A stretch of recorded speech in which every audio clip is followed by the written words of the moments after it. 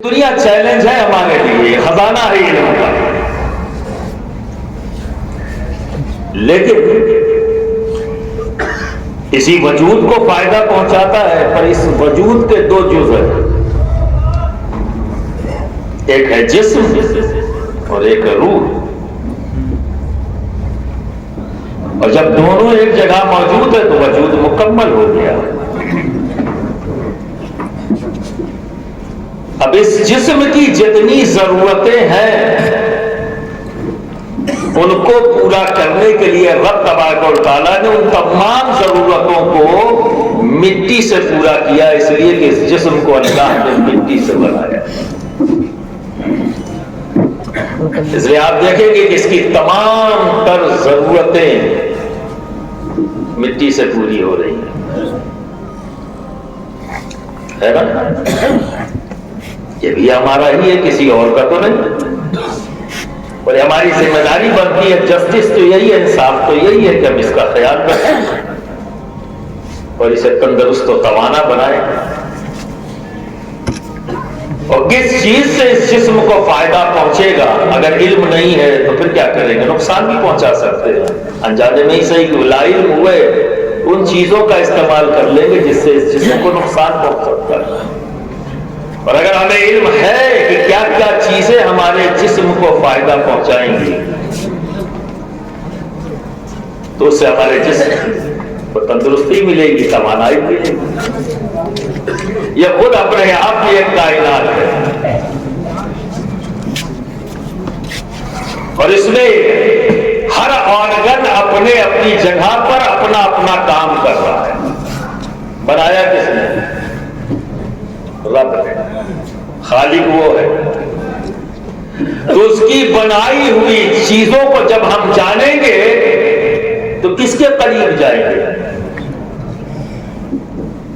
جیسے جیسے جانتے جائیں گے تو کس کی بڑائی بیان کریں گے؟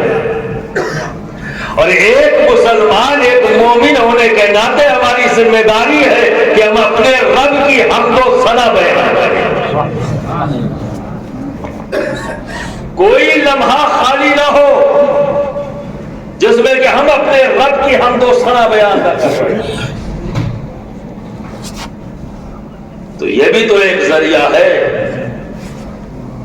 اور اکثر آپ دیکھیں کہ آپ کی فطرت میں ہے کوئی خوبصورت چیز اچانک جب آپ دیکھیں، مان لیجئے کوئی جھرنا ہے، کوئی بہت بہترین سینری ہے، اور اس کے سامنے آپ کو کھڑا کر دیا جائے تو آپ کے منہ سے کیا نکلتا ہے؟ سبحان اللہ۔ ارادہ نہیں ہے، غیر ارادی طور پر نکل جاتا ہے، اور آپ مہ ہو جاتے اس خوبصورتی میں، چاہے وہ ایک لمحے کا ہی وقت کیوں نہ ہو۔ بھول جاتے ہیں آپ کہاں ہیں، کس کے ساتھ ہیں، سب بھول گئے۔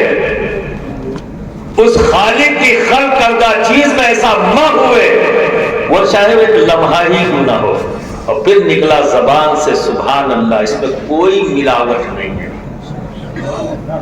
کوئی دکھاوا نہیں ہے،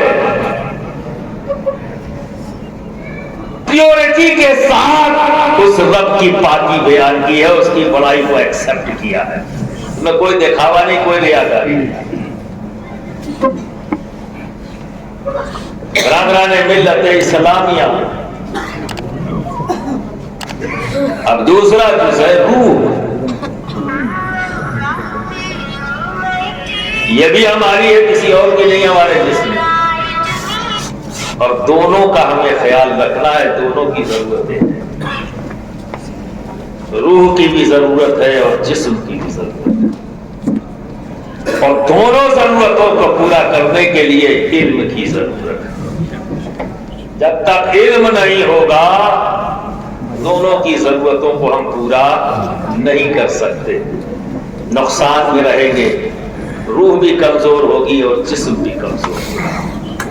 اور کم سے کم اتنا تو ہمیں کرنا ہی چاہیے۔ میں آپ سے یہ نہیں کہہ رہا ہوں کہ تم دوسروں کا خیال کر لو۔ آج حضرت شیخ العالم کی بارگاہ میں حاضر ہو، آج یہاں سے یہ لے کے جاؤ، اپنا خیال کرنا ہے۔ اپنی فکر کرنا ہے. صرف آپ اپنی فکر کر لو، میں آج نہیں کہوں گا کہ کسی دوسرے کی فکر کرو. ایمانداری سے اپنی فکر کر لو، سب صحیح ہو جائے گا.